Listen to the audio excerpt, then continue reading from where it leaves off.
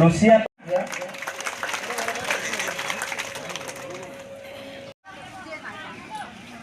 কি হলো চেক পালি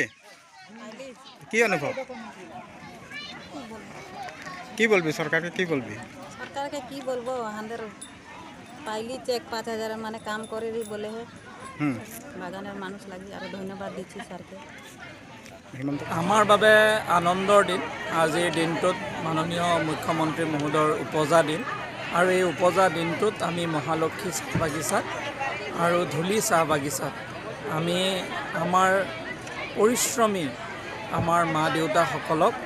আমি অসম চৰকাৰৰ মাননীয় মুখ্যমন্ত্ৰীগৰাকীৰ যি উপহাৰ এই উপহাৰ আমি আগবঢ়াই দিবলৈ ইয়ালৈ আহিছিলোঁ তেওঁ ৫,০০০ টকাকৈ সকলোকে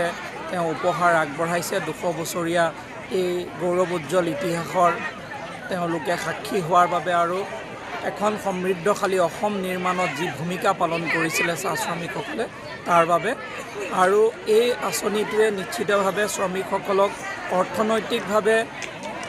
তেওঁলোকক স্বাৱলম্বন কৰাৰ ক্ষেত্ৰত এক বিশেষ ভূমিকা পালন কৰিব কাৰণ বেংক একাউণ্টৰ জৰিয়তে তেওঁলোকক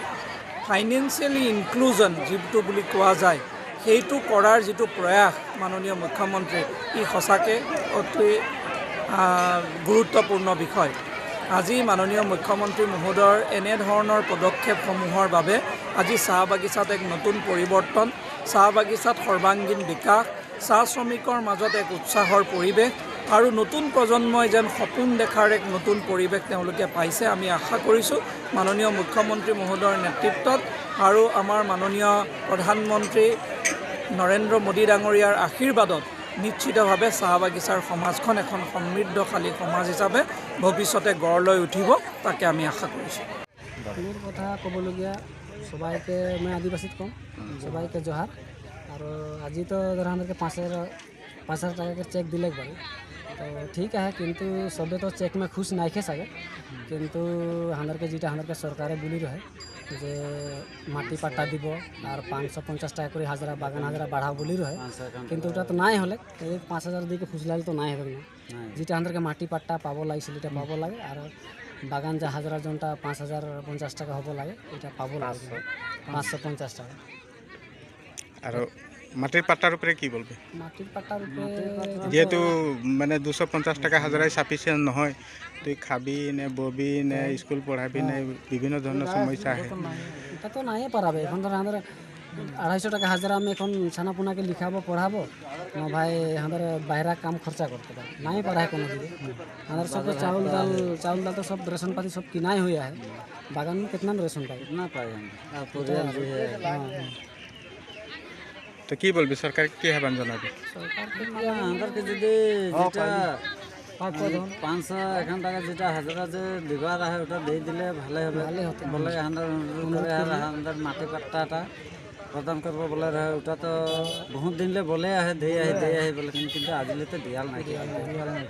মুখে বললে না হবে কিন্তু হাতে কাটা হতে লাগে ওটাই বলতে আজি এই চেক বিতরণের উপরে তোদের কিবা বলবলগীয়া আহে নাকি যেহেতু আজি 5,000 টাকা আজি দিয়া হইছে এটা কি এটা আমাদেরকে দেখে মনটা সন্তুষ্ট করতে হবে ওটা হাতে না লাগে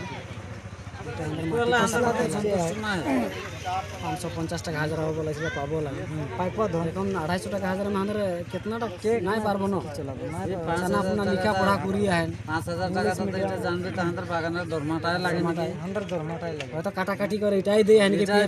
করে সরকার ফুসলাই আমাদের হিরি নাই করে করতে পারে না আমি যাব না এইগুলা সরকারে কি বলতে চায় যদি আমাদের এই মাটি পাট্টা গিলা যদি দিতে পারবে না না পারবে ওটা আমাদেরকে বহুত জলদি আমাদেরকে জানানি দিতে লাগবে আর জানাতে লাগবে যদি ওগুলা যদি পাই যায় আর আমাদের যেটা মঞ্জুরি মাগনা বাগান হাজরা এটা যদি দিয়ে জলদি সে তো বহুত